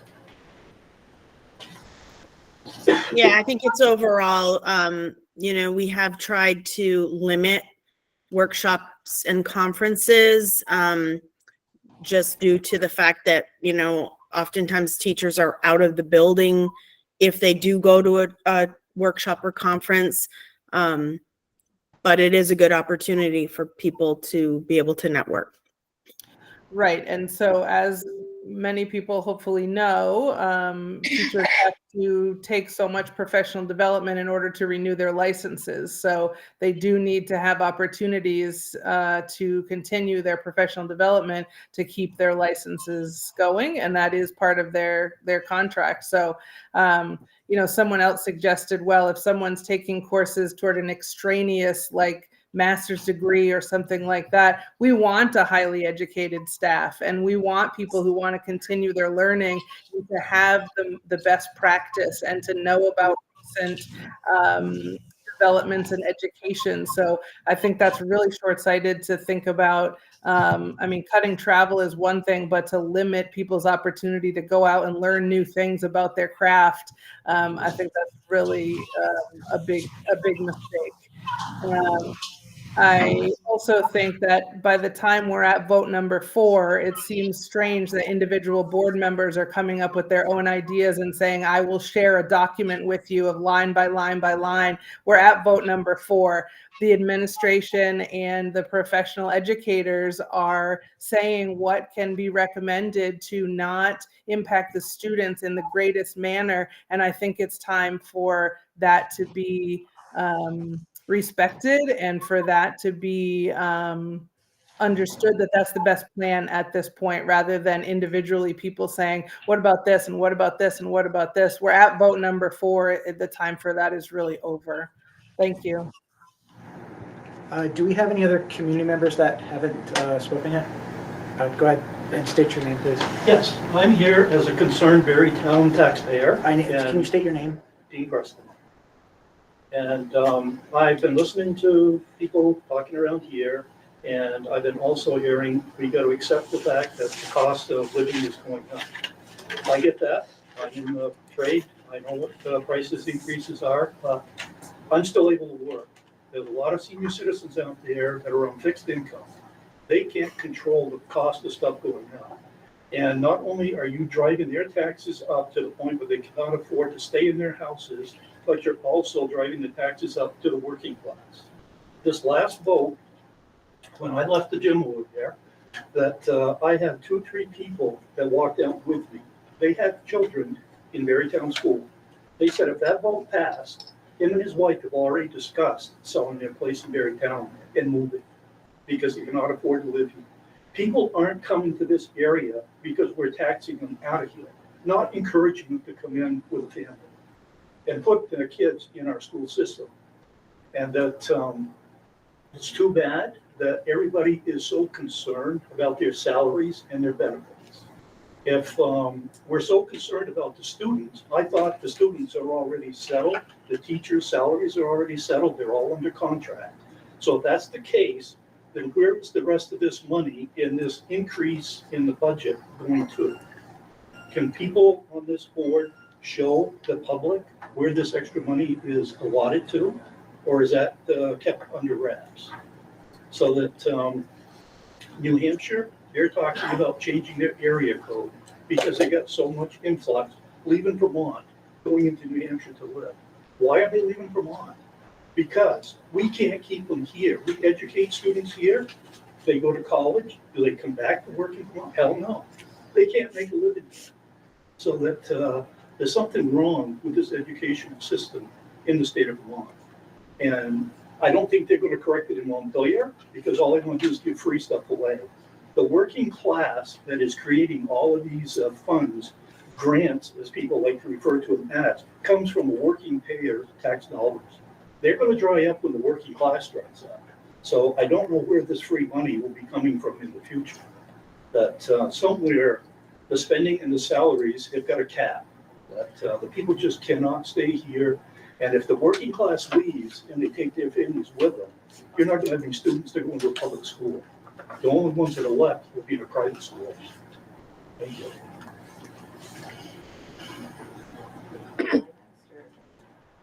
Go ahead. Sorry. Finish up with the online. All right, I'm gonna try and talk fast, because I have 2 minutes. Jackie Wheeler, as usual. I wanna start and say thank you for the line items and clarity. You've been asking what should be cut, what should be cut, what should be cut. So I liked hearing it. I mean, whether it can be done for whatever reason, I think we should start there. Ask for the school. We sent out postcards one time. Can you send it like every time? Just the next vote, every vote with the tax grid and the percent increase. Do not please put the big numbers on the postcards there. They are available. But the tax grid, how's it gonna affect me? And like, here's where you're voting. I think that was so effective. I wish we did more of it and I wish they put the grid on it. For the 100th time, I have heard of no other state, no other school district that the SRO is under the school budget. I understand cities having a hard time. Why is it not under the municipal budget? Specifically because we keep passing those budgets. And a lot of this recent increase, I know town, I didn't look at cities because I live in town. A lot of this increase went to staffing and to the same thing that it's increasing in the school. Hiring more people, buying another fire truck, all things I think are important. I vote yes to public infrastructure. Consider putting it under the budget that's not the school. If we believe in keeping our kids safe in our community, that is a community budget thing, that's not just the school budget. Behavior is unhinged in the schools. I know that's an unpopular thing to say, and while I do appreciate the line items, anything that cuts the CARES program, I think we should have one in town. Anything that cuts support staff, even if we get a hard time filling it, is going to just destroy the learning games we have. Kids throw chairs every day. First graders, kindergartners. I'm not in the school and I know this. I cannot imagine what it's like in there. They shut down wings. Nobody learns when it's shut down. If we don't have mental health, behavioral support, it will get worse. So gonna get a little brutal. Communication, totally agree. You are the board members. As was pointed out, some of you have had a solid year with this budget. This should have happened in the very beginning of it. I'm glad it's happening now. Let's just do that from now on. Also, I understand we need to inform the voters. I would never say no to that. Everybody to go online, go to the website. But you are elected because we trust you to have our best interest. So your no or yes is powerful, and you are trusted to spread information as well. You are trusted to justify that vote, and your voice counts not so much more than the general vote, but it's stronger and louder by design. So it is on you, and to the point, misinformation is not a specific person. It comes in the form of accusations of falling scores, accusations of overpaid admins and staff, scare tactics with high tax percentages that are not real for here. And again, these are general sentiments, so that's where the misinformation comes from, and then it's sort of echoed as a reason to vote no, so it filters down. So that's the misinformation. It's not a specific person going, here's this lie. It's coming from the greater arena. We have a culture here of holding our schools accountable in ways that we give all other public entities sort of a free spending rate. We're holding the schools accountable for inflation. We're holding the schools accountable for UVM crying about healthcare costs. That should change. We should be having this angriness, this frustration. This should be at those healthcare meetings that I really want to get to. This should be in the State House. This is not the arena to fight back against greater taxation. This is the last line. The first line is a much bigger budget. This arena hits kids no matter which line item you're cutting, even if it's facilities. And I'm not saying we don't need to cut, and I'm not saying it's all wrong. I just want to reframe the discussion here. Families go to places with good schools. And on the yield bill, have you been following that? The yield bill is going to look at the CLA. I don't know specifically, because Vermont's not that great with putting it online, but they're going to look at the CLA and trying to reduce the impact to us. That's a good thing. We need to get into that. We need to get on the state level. Act 250 has been changed, so it might be easier for municipalities to build businesses and homes. That's the kind of thing we need to look at. Cutting the budget at this level doesn't fix that. Leaning into bills like that, maybe they're not perfect. Maybe they won't solve the problem. That's where we need to go. So all of these frustrations are valid. I just want to say this might not be the arena. Please take that higher for the sake of our community and our children. All of us, the senior citizens, everybody. Did I run past time? Anyway, thank you. I'm probably past time. Christine, you're the last one. Oh, sorry. You'll be the last one. Christine, go ahead. I think it's Christy. Christine. Is it? Hi, I'm Christy Amodi. I wasn't sure if you're referencing me. Is that correct? Okay, Yes. Sorry about that. I am a parent, and I emulate what the last person was saying, and then before that, the anger at the taxes, and we're all, I think, frustrated. Everything is more expensive for everyone, and it's unfortunate that these decisions are coming right after hearing lots of tax increases, but to the detriment of our school, because this is the only thing people feel like they have control over, is really, really awful. And we don't want to see that happen. Like, these kids are our futures, not just my kids in the school, but all of our children. They're the future leaders, future of everything. And if we keep taking these things away, it's going to be a real problem, especially the paraeducators and the staffing and the things that are being said to cut. That's really scary to me, especially because I do have people that I know that also have special needs in the school, and I know multiple times that their kids have had to stay home and not get education because they didn't have the right paraeducator staff available for the day. So it's not just because those are not filled that they're not needed. They are still needed. We unfortunately just don't have enough paraeducators, and I'm not sure how we're job seeking or all of those things. And as others have also said, when you have to do recruitment and say replace staff or seeking staff, that's a lot more expensive than like maintaining staff. It's a lot more work, and it's a lot more money to hire people and do all of that.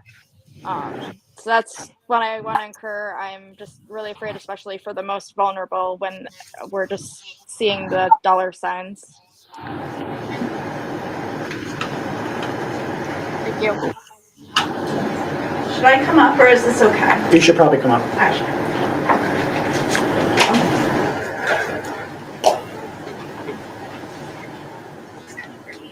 This is probably fine. Sorry. Rachel Van Vliet. I just want to say thank you for this discussion, and I can't believe I'm saying this. Thank you for scheduling all the meetings. I'm glad that we're meeting frequently. I say we because I feel like I'm part of the board. I'm not, but I'm part of the community. So thank you for that. I think it's important we have these conversations. I wish we did have a lot of this in October, and I know there was a lot of discussion. I really appreciate Alice's suggestion about having that clear communication, what Jackie said about having like the tax grid and even having the amount it's going to cost people each year or even each month, I think is really helpful. I did have questions about the pre-K staff. Would that be staff on a teacher contract or para contract, or it's still being worked out? Still being worked out. Okay. I just want to make sure that if we're adding duties to teachers, then and I should say educators, para-educators, teachers, then we're also taking something off their plate or changing something. So I would just want to see more information about that. for unfilled positions, like others have said, the special services positions, such as paras, especially need to be filled.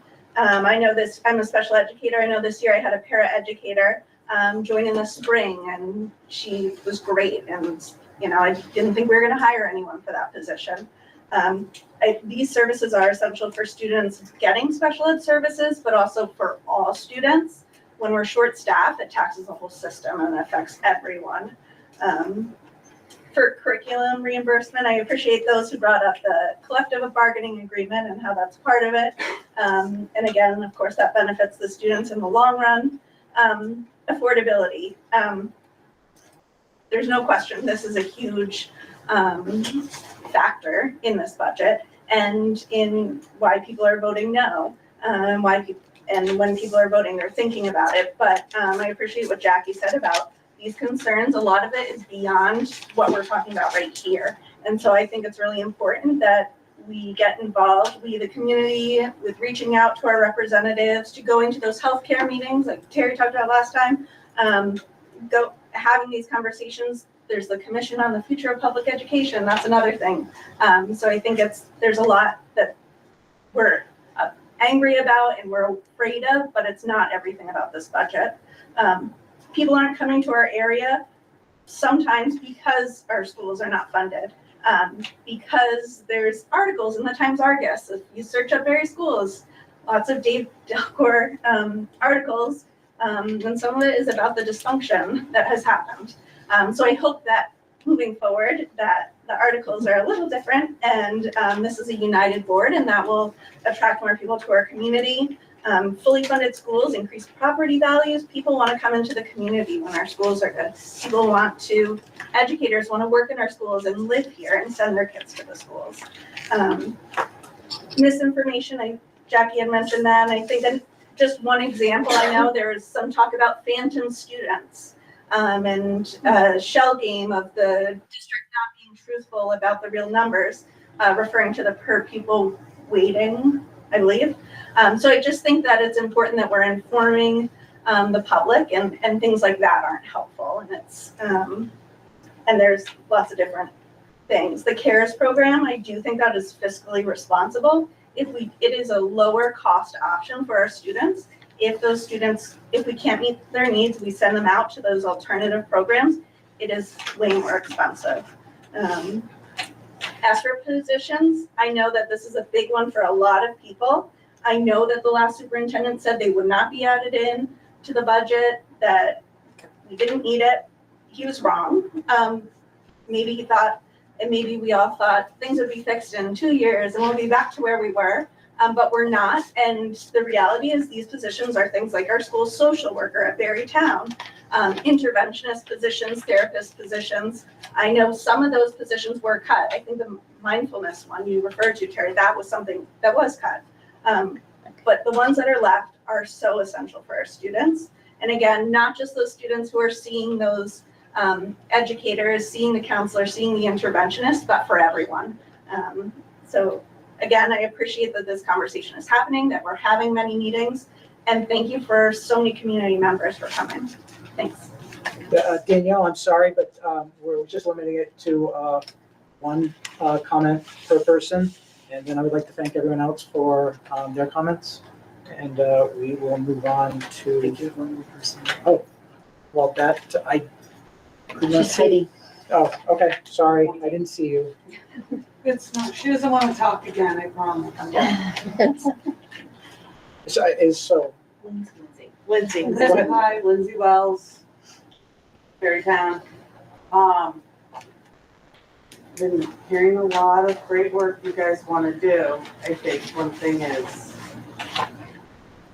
what can be, like, sussing some of it out, what can be addressed with this budget versus coming up with a plan about the tech center or transportation, stuff like that. I think that's great stuff to start immediately talking about after we have a budget.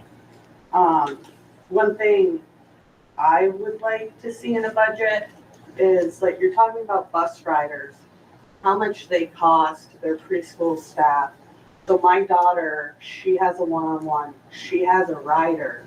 Her rider should be paid for so that, you know, under Medicaid dollars.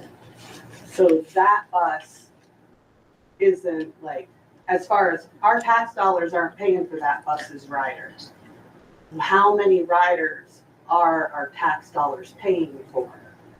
Versus like, well, I know we can name one of them, isn't being paid by our tax dollars from our property taxes. I would say it's not paid by taxes at some point, but what we can control in this budget. I think that was like one of the main things I wanted to see was what's covered by the revenue that comes into the school, like positions or trainings, conferences, maybe get paid. If you have I think if you still have a grant manager position or whatever the title is, you know, I would hope that position sort of paying for itself, you know, by the grants that he's bringing in. Just that kind of information I think would be helpful to folks. You know, special education gets a lot of attention, but it does, some of it covers its own costs. I don't know about it, but when you were also talking about seeing something about the teacher to student ratio, I'd also like that to include like the occupational therapists, how many kids are they providing services to, physical therapists, the speech language pathologists, and are those positions being covered by the revenue that's coming in that we're billing out for? Thank you. All right, so we will move on to, well, there's no old business. We'll move on to roundtable. Who'd like to start? Skip. Skip. Emily? Nothing tonight, thank you. Catherine? All set. Nancy? I don't know. Can you come back to me? Would that be it? I can. Okay. Terry? I just would like to say, echo what Rachel said. Thank everybody, because this has been a great discussion tonight.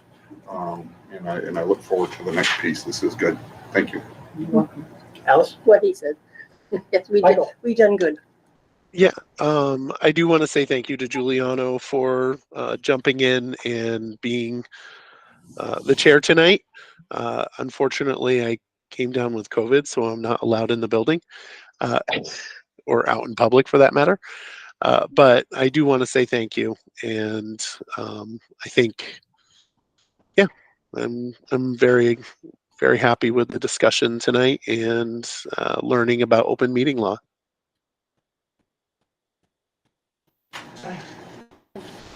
Nancy? Yeah, I want to mention that I felt the open meeting law training was very good for this board. I felt it was beneficial. I think we should initiate having a regular discussion about open meeting law compliance training for all of us. I think in January it's going to be required that we take it again anyways. You know, it's challenging to rely solely on the board chair to interpret all the rules, and I think if the board made a concerted effort to become more familiar with the statutes and Robert's rules, it would significantly benefit our board's functioning and decision making. So I'm glad we did this tonight. Thank you. Great. Future agenda items. Budget. Okay.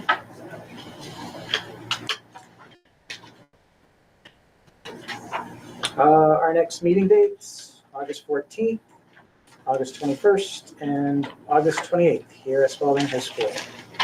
I would look for a motion to adjourn. So moved. Second. Motion by Garrett, seconded by Emily.